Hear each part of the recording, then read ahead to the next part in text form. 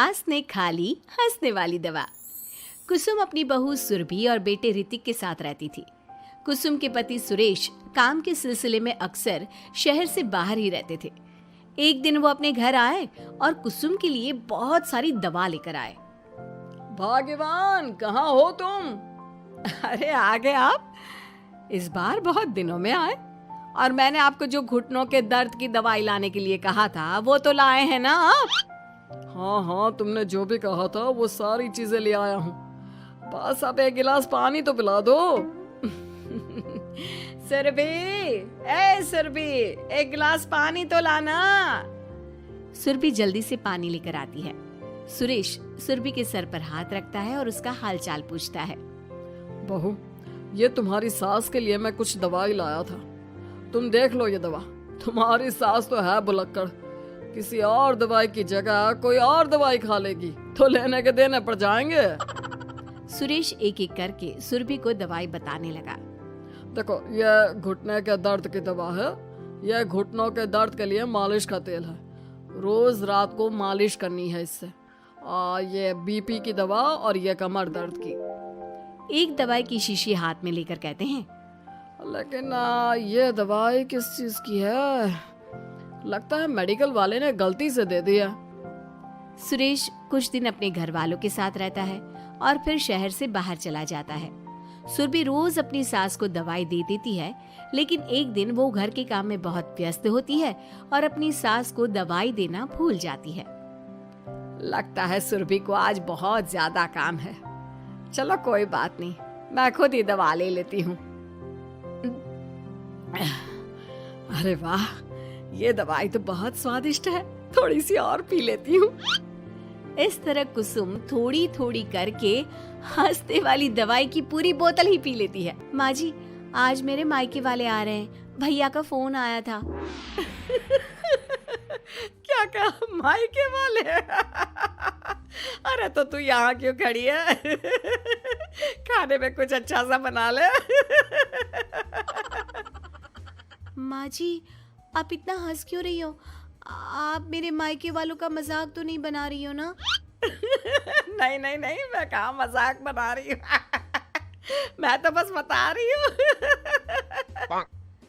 माँ जी, आप झूठ भी बोलती हैं, आप अभी तो हंस रही थी। कुसुम हंसती ही रहती है। सुरभि वहां से चली जाती है और खाने की तैयारी में लग जाती है।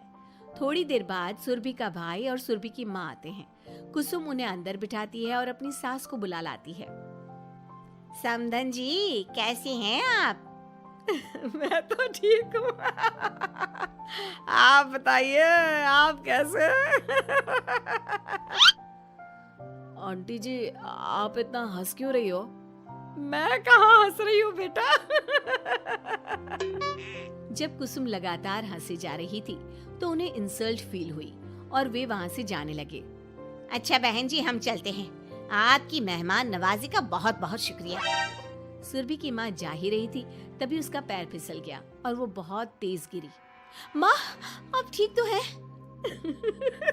अरे बहन जी, अब ठीक तो है। आपको चोट तो नहीं लगी ना? आप मुझसे पूछ रही हैं या मेरा मजाक उड़ा रही हैं?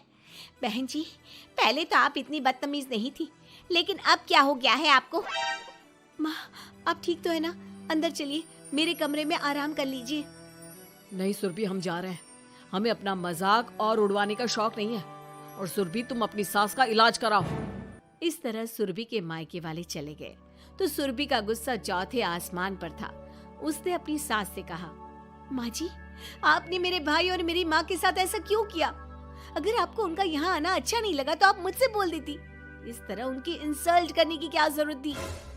नहीं बहू, मैंने कुछ नहीं किया। अरे भला मुझे क्या पड़ी है जो तेरे घर वालों का मजाक उड़ाऊंगी? देखिए देखिए माँ जी, आप अब भी हंस रही हैं। आपसे तो बात करना ही बेकार है। सुरभि वहां से चली जाती है।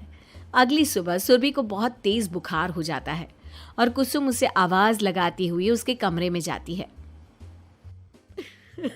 सुरभि, सुरभि, क्या हुआ? अभी तक सो रही हो तुम? क्या हो गया? माँ जी, मुझे बहुत तेज बुखार आ रहा है। अच्छा। ठीक है, ऋतिक को बुलाती हूँ।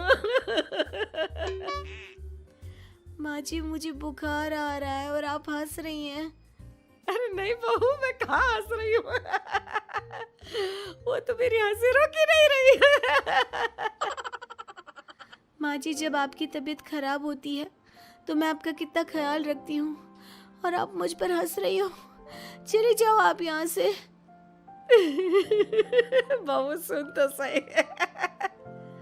नहीं माँ जी, आप जाओ यहाँ से। अब तो आपके बेटे ही आपसे बात करेंगे और मैं पापा जी को भी बताऊंगी कि आजकल आप क्या कर रही हैं। जब ऋतिक घर आया तो सुरभि ने उसे सारी बात बताई। मुझे तुम्हारी बात पर विश्वास नहीं हो रहा। माँ तो तुमसे बहुत प्यार करती है, फिर वो तुम्हारा और तुम्हारे घर वालों का मजाक क्यों उड़ाएंगी? खैर अभी छोड़ो इस बात को, अभी तो तुम मेरे साथ चलो, तुम्हारी दवाई ले आते हैं। कुछ दिन में सुरभि ठीक हो गई। एक दिन ऋतिक को पता चला कि उसके मौसी के बेटे राहुल की तबीयत बहुत खराब है, तो वो अपनी माँ और पत्नी को लेकर हॉस्पिटल पहुंचा। मौसी जी, कैसे हैं राहुल भैया? बेटी, इतने दिन हो गए मेरे राहुल को बीमार हुए, लेकिन उसकी तबीयत में कोई सुधार नहीं आ रहा। अरे छोटी, हुआ क्या है राहुल बेटे को? कुछ बता तो सही। माँ, आप हंस क्यों रही हो? कहाँ हंस रही हो बेटा? मैं तो अपनी बहन के बेटे के लिए परेशान हूँ। माँ, ये क्या तरीका है? रहने दे बेटा, ये तो मैंने सुना था कि मुसीबत में साया भी साथ छोड़कर चला जाता है। आज मैंने देख भी लिया। अरे नहीं बहन, मैंने ऋतिक और राहुल में ना कभी कोई फर्क नहीं किया। फर्क तो दिख रहा है कुसुम दीदी। अगर आपके बेटे की तबीयत खराब होती तो आप ऐसे हंसती क्या? ऋतिक बेटा, ले जा अपनी माँ को यहाँ से।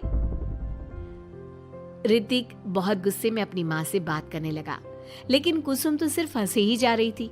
ऋतिक ने अपने पापा को फोन करके बुलाया और उन्हें सारी बात बता दी। बेटा, तेरी माँ तो अपने घर वालों से बहुत प्यार करती है और वो बहुत समझदार है। वो ऐसी हरकत कभी नहीं कर सकती। जरूर कोई ना कोई बात है। कल मैं उसे डॉक्टर के पास ले जाऊंगा। शाम को खाना खाने के बाद सुरभि कुसुम को दवाई देने के लिए गई तो उसने देखा कि दवाई की वो बोतल तो बिल्कुल खाली थी जो सुरेश गलती से ले आया था। सुरभि ने वो बोतल सबको दिखाई। अरे, ये दवाई तो गलती से आ गई थी और मुझे तो पता भी नहीं कि ये किस मर्ज की दवाई है। कुसुम, क्या तुमने ये दवाई पी थी? हाँ जी, एक दिन जब बहू काम में लगी थी ना, तो मैंने ये दवाई पी कर देखी थी। मुझे दवाई बहुत स्वादिष्ट लगी तो मैंने सारी पी ली। माँ, आपको दवाई स्वादिष्ट लगी? अरे आप भी बच्चों जैसी बात करती हो। ऐसे कोई भी दवाई नहीं पीनी चाहिए, इससे कोई बड़ा नुकसान भी हो सकता है। मैं अभी डॉक्टर से पूछ कर आता हूँ। ऋतिक डॉक्टर के पास गया और कुछ देर में वापस घर आकर सबको बताया।